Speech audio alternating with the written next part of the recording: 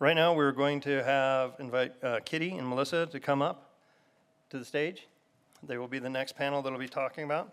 Kitty McKay is Carson Tahoe's Health Vice President of Community and Patient Experience. And of course, she's been in the Valley, I think, for 17 years. She loves serving her neighbors and she's dedicated to fostering human connection, hope, and healing in her free time. That's where I know her probably the most from. She's very much into the music industry. She is actually co-owner of the Nashville Social Club, which is a hip southern restaurant, lounge, and music hall in Carson City. Before settling in Northern Nevada a total of 30 years ago, my mistake, she earned her professional chops living in Japan while working in the global fashion industry as an American woman who is fluent in Japanese. Hi. After losing her second child, though, followed shortly thereafter by the sudden death of her husband, she found the courage to rise up and rebuild an inspired life. She now shares the tools that brought her back to the wholeness as a nationally acclaimed transformational storyteller, TED Talk, which is technology, entertainment, and design, speaker, and author of 2 books.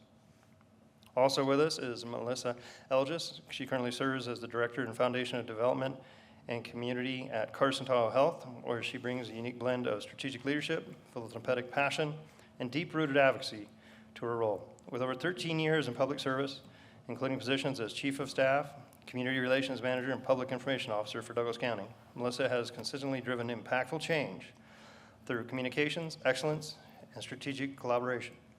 Melissa's passion for mental health is deeply personal. As a mother to a son with autism and spouse to a first responder, she has seen firsthand the challenges in accessing care. These experiences drive her work to expand resources, secure funding, and advocate for underserved populations across Northern Nevada. Thank you. Thank you.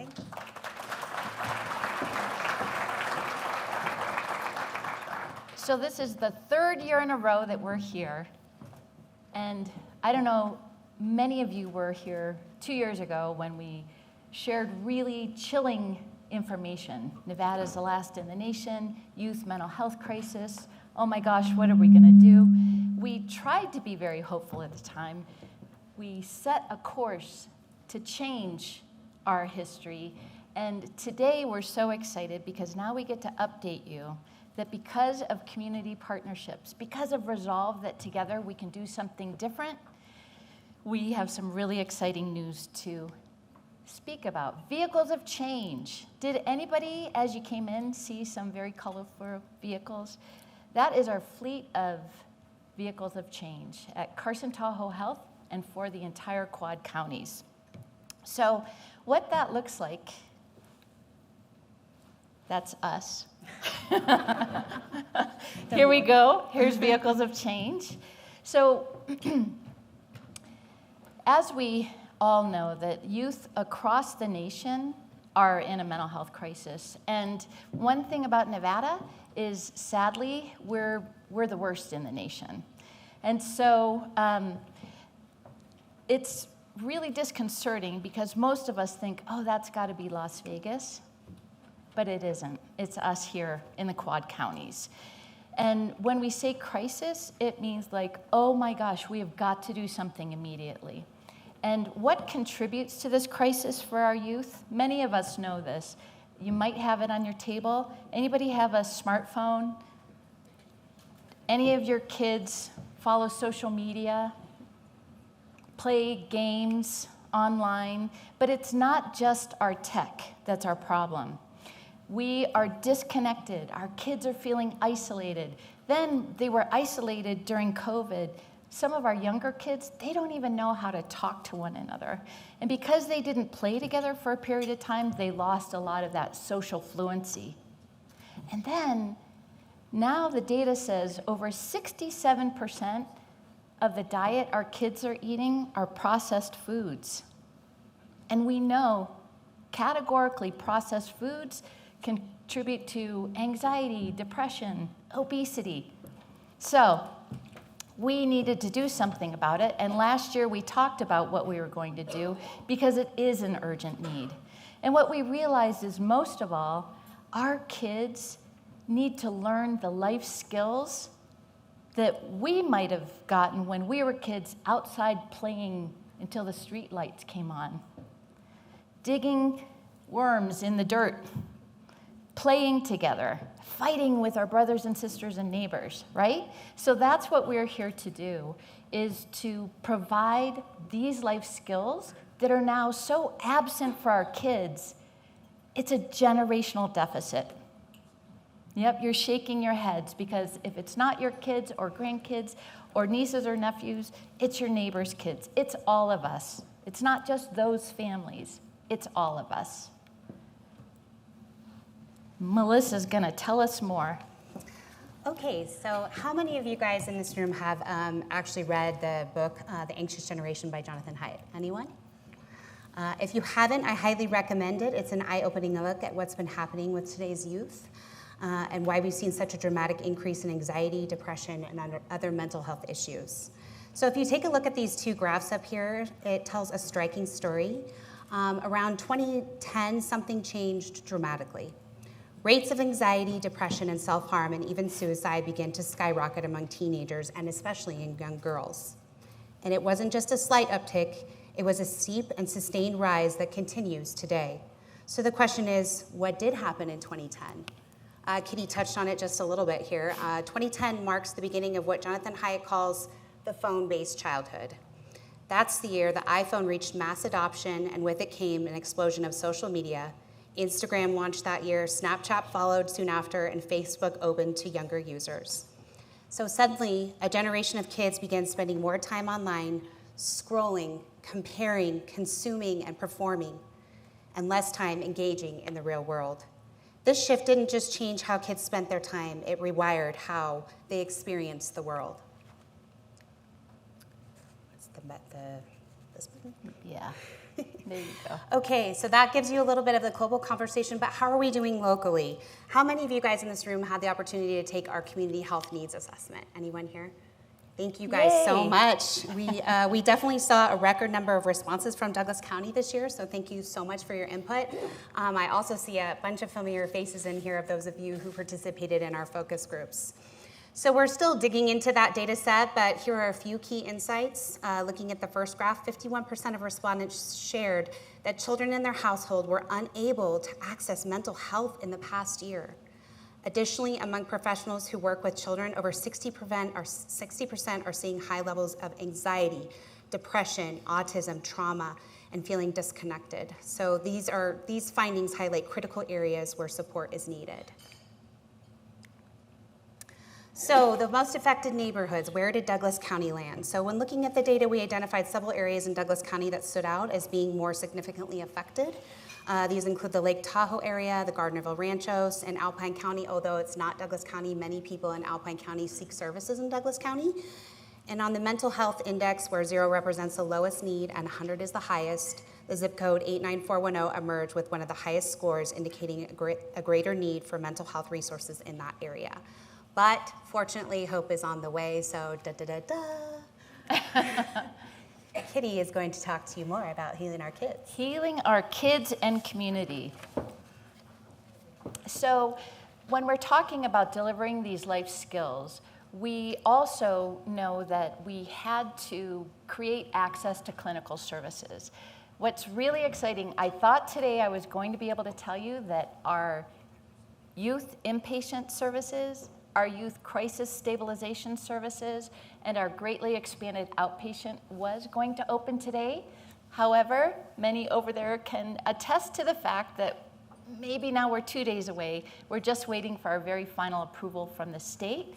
And that should be a big round of applause, because we are, for the last year, we have been working night and day to create 10 beds inpatient for our kids and 12-bed crisis stabilization. Any of our first responders, any of the folks that are working with kids know that this is a desperate need. Until now, most of our kids had to leave the state to get that kind of care. So we're opening our clinical services, and those vehicles, if you didn't see them when you first came in, you'll be able to see them as you're leaving. Those vehicles are going throughout the county and throughout the quad counties to create connection and be at big events so that people have better access to other care that they may need. And then also, we're working very diligently on creating early intervention for our kids to provide these life skills. And that's with groups 8 to 12. Melissa's going to talk about it a little more fully, a pilot that we did and where we're headed with it. But we call them vehicles of change. And what's unique that isn't really happening anywhere else is, how many of you have ever told your kid, hey, eat broccoli, it's good for you? Did it work? Oh, you did? Did it work? If so, because I want some tips. That never worked for us either. But if we turn it into fun, if you turn something into fun, then it magnetizes. The kids want to be part of it. So we're taking clinical, proven therapies and translating them into play. So the kids want to learn these things. And through playing and interacting with our vehicles, they're learning life skills that will help them flourish as they grow. So if you look at these, they don't really look like hospital vehicles. It's not like, the van is pulling up, because we wanted to be very intentional about destigmatizing the whole concept and making this about whole health. So they act more like an ice cream truck instead of a hospital van. They look cool, don't they? Don't you want to go play with them? Yay, thank you.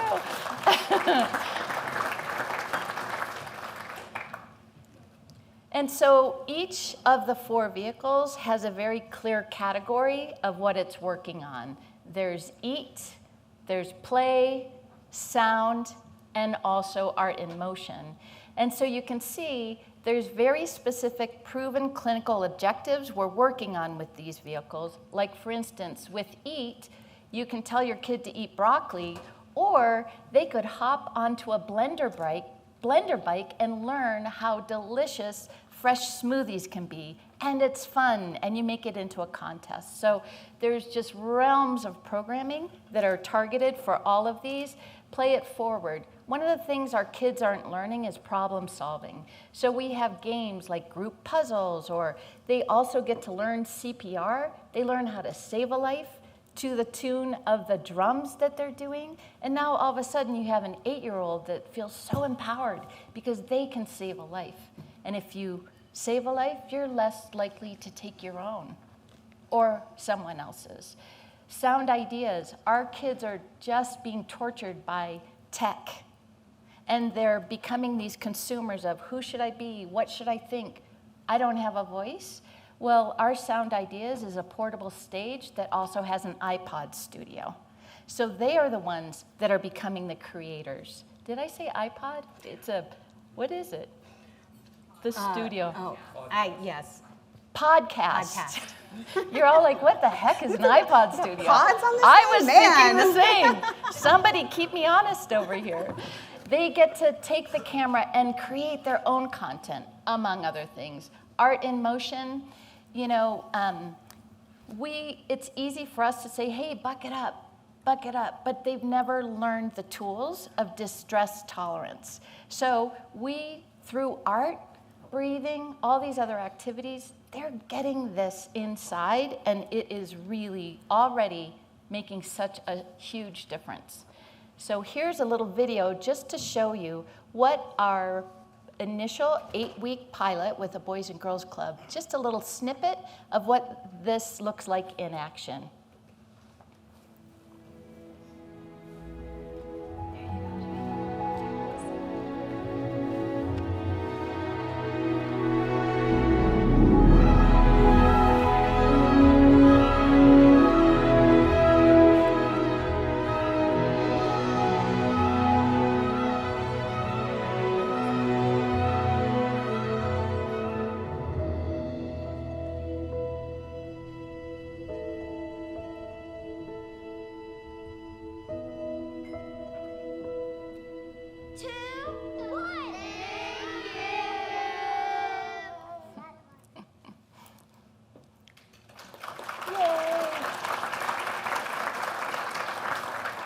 So awesome.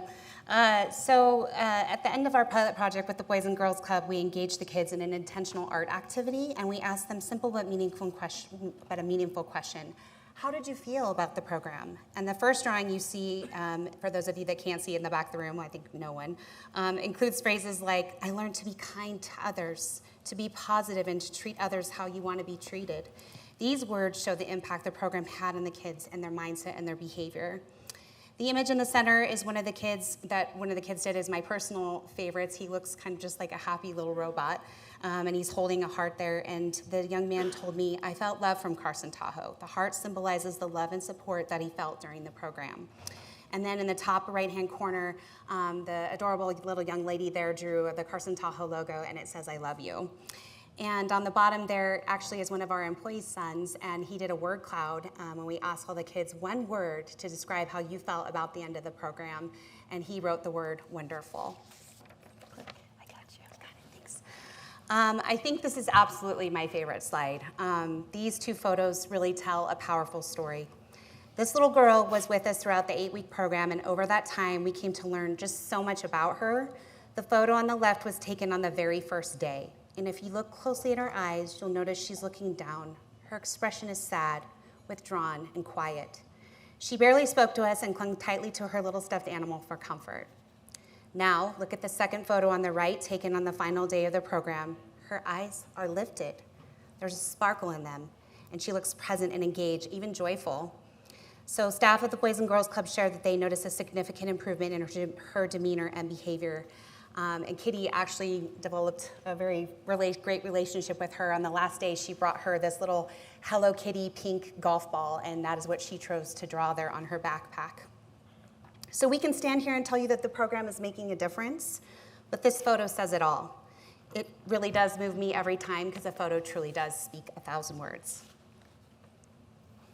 So a little bit about our pilot project. Hopefully you guys saw the recent press release that we released. I'm just going to read to you just a little excerpt from one of our blogs that we recently published. It's a warm summer morning at the Boys and Girls Club of Western Nevada, and the parking lot is alive with energy. A brightly colored van painted with playful designs has just pulled in. Kids gather with wide eyes and curious smiles as Carson Tahoe's Vehicles of Change open its doors. Inside is a world of art, music, games, and discovery. A safe space where healing begins with play. I don't know about you guys, but I'm thinking maybe we should get these for adults and they all just roll up to our workplaces and we all just roll outside, get a little bit of decompression.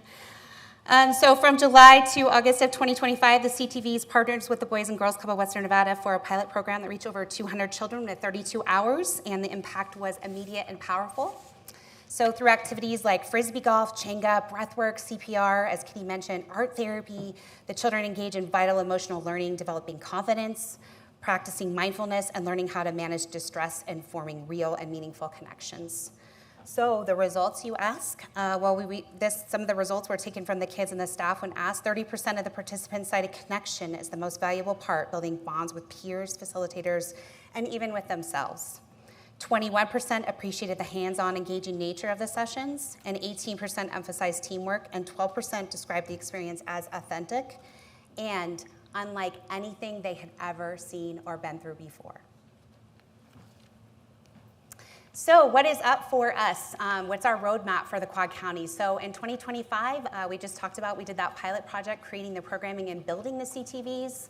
And now we're going to continue to do fall and winter community events. In Douglas County, we are slated to be at the Fall Fest and the coffin races, so we're really excited to be there with all of you guys for that. In 2026, we're going to continue to refine the programming, focusing on needs. So we're going to look at those areas of greatest need from our community health needs assessment, continue that ongoing programming throughout the Quad Counties, and continue our community outreach with our vehicles. In 2027, we're going to continue to scale this program. So again, ongoing CTV programming and outreach, and then deploy that curriculum for teachers, staff, coaches, and peers. And then continue to develop our relationships with population health and fostering those partnerships.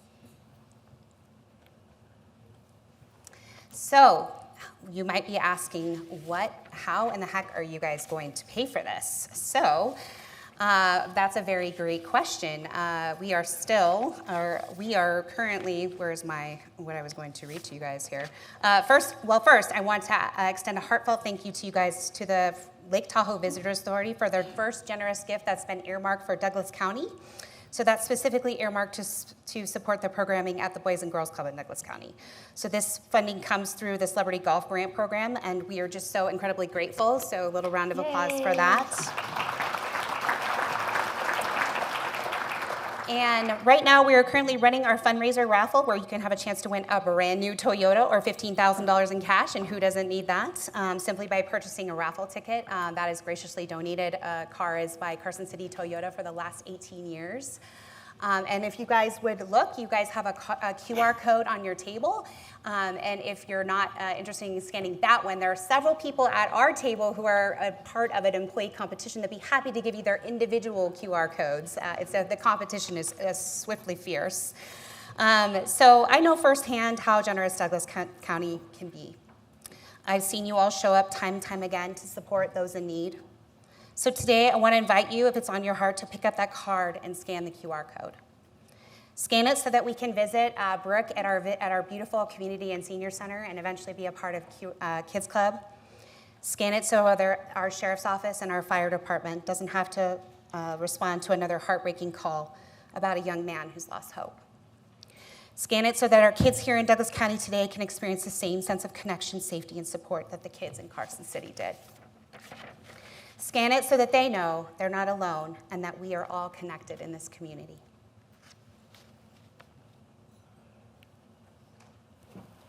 Oh no.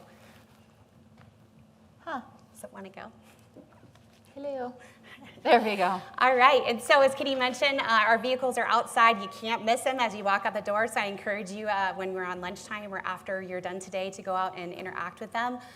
We definitely are looking for those who want to become a CTV champion, and we can earmark that specifically for Douglas County programming, so you can donate for fuel, fleet support, supplies, and programming.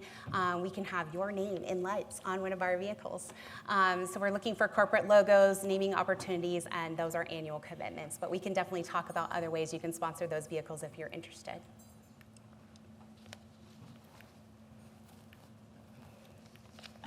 Come on. There we go. So as we round out today, we've both stand up here and talked a lot about healing our communities and planting the seeds of change. Because it starts here with each of us, but it's built for everywhere. This vision isn't just for one neighborhood or one county. It's for every family and every community that needs hope, support, and a future that they can believe in. And that most certainly includes Douglas County. So we're asking all of you, leaders, parents, business owners, educators, neighbors, to join all of us in doing something that may seem so simple, but it's deeply powerful.